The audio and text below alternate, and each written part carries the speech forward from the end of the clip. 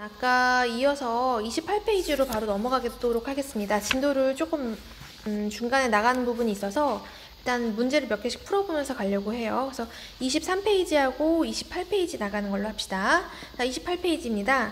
1차 함수의 활용 문제집 몇 가지 같이 보죠. 다음 기사와 같이 다목적댐은 빗물을 저장한 후에 천천히 방류함으로써 홍수로 인한 피해를 줄여준다. 그래서 거기 기사를 보니까 홍수 우려 무슨 댐 시간당 8,000톤 방류, 호우로 인해 저수지에 시간당 3,000톤의 물이 계속 유입되고 있다. 저수지의 물의 양이 총 15만 톤으로 불어나자 홍수통제소에서는 시간당 8,000톤의 물을 방류하기 시작하였다. 물을 방류하기 시작한 후 저수지의 물의 양이 12만 톤 될 때까지에 걸리는 시간을 구하여라 라고 문제를 줬죠. 자, 요즘 비 엄청 와요. 그쵸?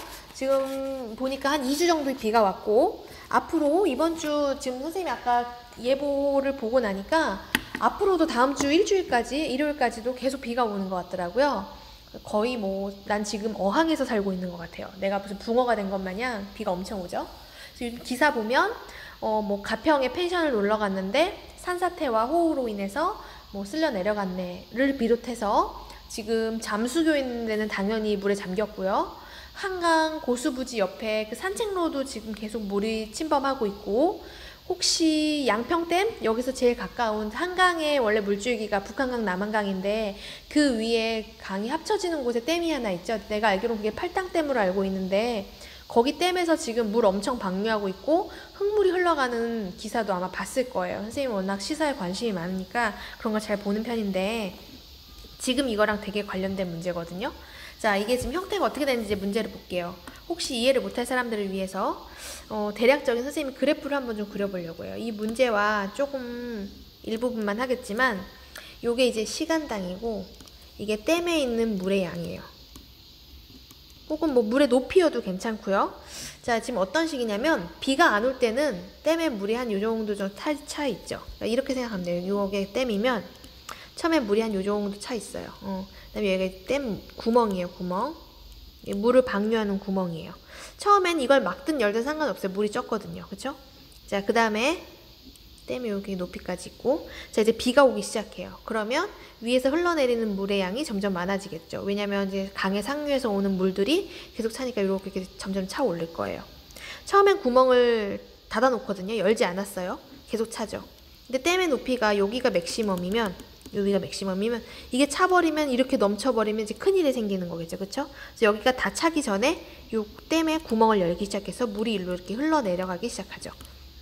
그러면 아마 내려가는 양이 댐을 보관하는 이유는 그 위에 상류 쪽에 물이 안 올 때는 물이 부족하니까 가지고 있다가 농사할 때 쓴다든가 물이 필요할 때 쓸 수 있는 거죠. 근데 지금처럼 이제 물이 많이 나오면 보관할 수 있는 양이 한계가 있으니까 중간중간 구멍을 열어서 위에 쌓여있는 물을 좀 내보내야 될 필요가 있는 거죠. 자, 그러면 이 그림 상황은 어떤지 알았으니까 그래프로 이제 한번 옮겨 볼게요. 비가 안 올 때는 아마 댐의 물의 높이가 이 정도 됐을 거예요. 여기까지는 비가 안 왔어. 비 안 옴. 자, 근데 여기서부터 이제 호우가 내리기 시작했어. 비가 오면 댐의 물의 높이가 이렇게 올라가겠죠. 그쵸? 근데 너무 많다고 생각하니까 이게 지금 양으로 봤을 때 얼마냐면 15만 톤이거든요. 15만 톤까지 찍고 나니까 안 되겠다 싶어서 이제 댐의 구멍을 열어놓기 시작해요. 근데 지금 보면 시간당 3,000톤이 내리는 거고 내보내는 물은 8,000톤인 거예요. 그래서 비교를 해보면 8,000의 값이 더 크죠. 그 얘기는 내보내는 양이 많았다는 얘기예요. 그래서 내보내는 양이 이렇게 적어질 거라고 확인할 수 있죠. 자, 그러면 이거에 관해서 이제 결과적으로 그러면 요 중간쯤 되는 12만 톤? 12만 톤이 어디쯤 위치할지 모르겠지만 12만 톤 될 때까지 요 걸리는 시간이 얼마니? 라고 물어보는 거예요. 자, 그럼 여기서 계산을 좀 해봅시다. 방류하기 시작한 다음부터니까 여기서부터 그래프를 그리면 될 것 같아요. 자, 일단 구하고자 하는 것부터 정리를 합시다. 자, 저수지의 물이 12만 톤 될 때까지 걸리는 시간. 요게 궁금한 거죠. 자, 그럼 변하는 두 양의 관계를 구할 수 있는가? 구할 수 있죠. 있다. 아주 심플하죠, 답이. 대략 이런 그래프대로 나올 거라는 거예요. 근데 이거는 사실 처음 상황부터 선생님이 그린 거고, 실제로는 여기 있는 그래프가 전부 필요하지 않고 부분만 캡처할 거거든요. 우리가 필요한 부분. 왜냐면 지금 보면 벌써 식이 이렇게도 한번 나오고, 직선이 여기서도 한번 나오고, 여기서 한 번 더 나오고, 이 식을 다 구하긴 힘들기 때문에 내가 정작 필요한 부분은 어디냐면 요쪽 부분이거든요. 그래서 요 부분만 캡처해서 그림을 좀 그려보려고 해요. 자, 그러면 이제 계산을 해봅시다. 물을 방류하기 시작한 거니까 요 앞에 부분은 필요가 없고요. 딱 여기 방류한 요 순간부터가 필요한 거예요. 자, 그래서 언제부터 방류하나 그래프를 다시 한번 그려볼게요. 방류하기 시작한 시간. 방류했다는 얘기는 아까 얘기했던 요 댐의 구멍을 연다는 얘기예요. 요 구멍이 열렸을 때부터 시간이니까 얼마에서 시작할 거냐면 15만 톤에서 시작하려고요. 이건 물의 양으로 합시다. Y축은 물의 양 Y축, 시간 X축. 자, 그럼 15만 톤에서 물을 내릴 건데 1시간에 그러면 물이 얼마나 흘러내렸는지 생각해 보면 되는데 8,000은 내보냈고요. 동시에 3,000이 유입된 거죠. 비가 계속 내리고 있으니까. 그러면 1시간 동안 얘는 얼만큼 줄어드는 거냐면 요 줄어든 양을 보면 요게 5,000톤이라는 걸 확인할 수 있어요. 5,000톤. 5,000이 줄어든 거기 때문에 요 값은 얼마냐면 여기는 14.5톤이 되겠죠. 14.5만 톤. 그렇죠? 자, 여기 만이 빠졌다. 그럼 이제 식을 좀 세워볼까요? 이렇게 쭉 내려갈 거란 얘기죠. 이런 식으로 직선 이렇게 내려간다는 얘기죠. 자, 그럼 이제 1차 방정식 한번 구해봅시다. 내가 구하고자 하는 1차 방정식은 y는 ax 플러스 b의 형태인데 y절편 b값은 이미 15만 톤이라고 줬네요. 자, 그럼 이제 기울기도 계산을 해볼까요? 기울기는 a는 시간양분의 물양의 변화죠. 물의 양 변화. 자, 근데 보니까 1시간 지날 때 물이 5,000톤 줄어든다 그랬으니까 마이너스 5,000톤이면 되겠죠. 자, 그럼 다 됐네. 따라서 y는 마이너스 5,000x 플러스 15만 톤이면 되겠죠. 단위가 되게 구질구질해. 여기 1,000도 붙고 만도 붙었으니까 다 만으로 통일해 줄게요. 그러면 y는 마이너스 5,000이면 0.5인 거죠. 만으로 치면 0.5x로 할게. 0.5x 플러스 15면 되겠어요. 만을 아예 삭제를 해버린 거예요. 단위가. 자, 그러면 구하고자 하는 건 물의 양이 12만 톤 될 때, 그 얘기는 y가 12일 때 걸리는 시간이 얼마니 요 a 값 구하라는 얘기겠죠. 그럼 다 했죠. 12는 마이너스 0.5x 플러스 15를 만족하니까 계산하면 0.5x는 3이 나와서 x는 6이면 된다고요. 따라서 6시간이 지나면 물의 양이 15만 톤에서 12만 톤으로 줄어든다는 걸 확인할 수 있겠죠.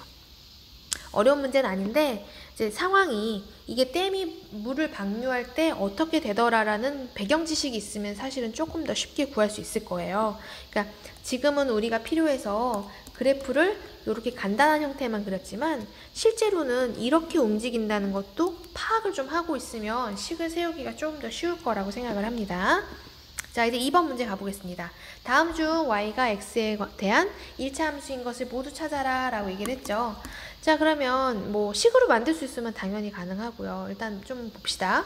기억. 400쪽인 책을 하루에 10쪽씩 x일 동안 읽으면 y쪽이 남는다. 자, 그 얘기는 얼마나 남았니? 그럼 전체 400에서 읽은 만큼 빼면 되는데 10쪽씩 x일 동안 읽으니까 x일 동안 10x만큼 빼겠네. 그쵸? 이렇게 식을 쓰면 얘는 1차 함수인 거 확인할 수 있다고요. 심지어 기울기, y절편도 모두 구할 수 있겠죠. 니은 시속 x km 속력으로 120km를 갈 때 걸린 시간은 y다 라는 얘기는 거리는 시간 곱하기 속력의 함수일 거고, 자, 그럼 보면 거리가 120km인 거죠. 그럼 120km는 시간 곱하기 y 곱하기 속력 x네. 그럼 다시 쓰면 x, y 120을 만족하는 거죠. 120, 뒤에 0이 빠졌다.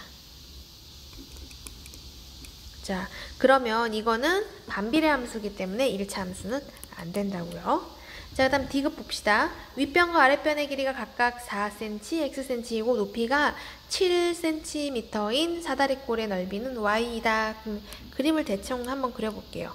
뭐 사다리꼴 형태를 하나 그려주고, 윗변의 길이가 4cm, 아랫변의 길이가 x, 높이가 7cm. 됐죠?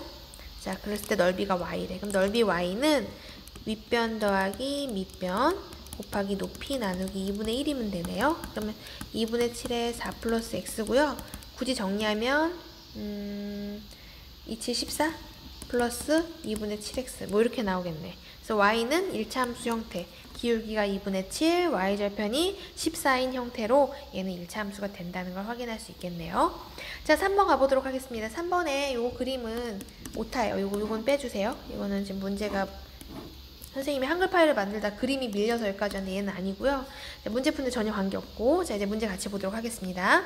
1차 함수 y는 3x-5의 그래프를 y축 방향으로 p만큼 평행이동한 그래프가 2,5를 지날 때 상수 p값을 구하여라 라고 얘기를 했네요. 자, y축 방향으로 p만큼 평행이동했으면 y는 3x-5에 마이너스 p만큼 이동하면 되겠죠. 얘가 2,5를 지나는 거기 때문에, 미안, 여기 플러스구나. 플러스 p, 쏘리. 자, 2,5만큼 대입을 하면 5는 2, 3은 6, 마이너스 5에 플러스 p를 만족하는 거고, 얘가 1 플러스 p니까 p 값은 4면 되겠죠. 그래서 오늘은 이거는 예전에 한번 기말고사에 나왔던 문제니까 여기까지 하면 되고요. 간단하게 28페이지까지 한번 해봤어요. 그래서 1학기는 이렇게 마무리를 하고 함수 단원이 아마 한두 시간 정도 더 나가야 되거든요. 그래서 그 나머지 프린트는 계약하면서 바로 진도 나가는 걸로 하도록 하겠습니다. 일단 교과서 아까 얘기했던 131페이지 거기까지는 연습 문제를 다 풀어놔야 합니다. 지금 같이 보면 132페이지구나. 131, 132인데 요런 거는 여러분이 풀어보고 132쪽에 스스로 하기까지 이제 교과서에 좀 다 풀어놨으면 좋겠어요.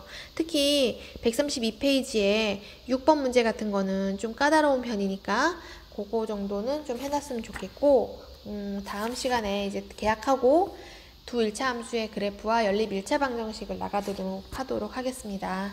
오늘 이제 1학기 동안 여러분 수고 많이 했고요. 개학날 밝은 얼굴로 프린트 오늘 나간 28페이지까지 전부 검사할 거니까 교과서랑 같이 다 풀어서 가져오기를 바라겠습니다. 수고하셨습니다.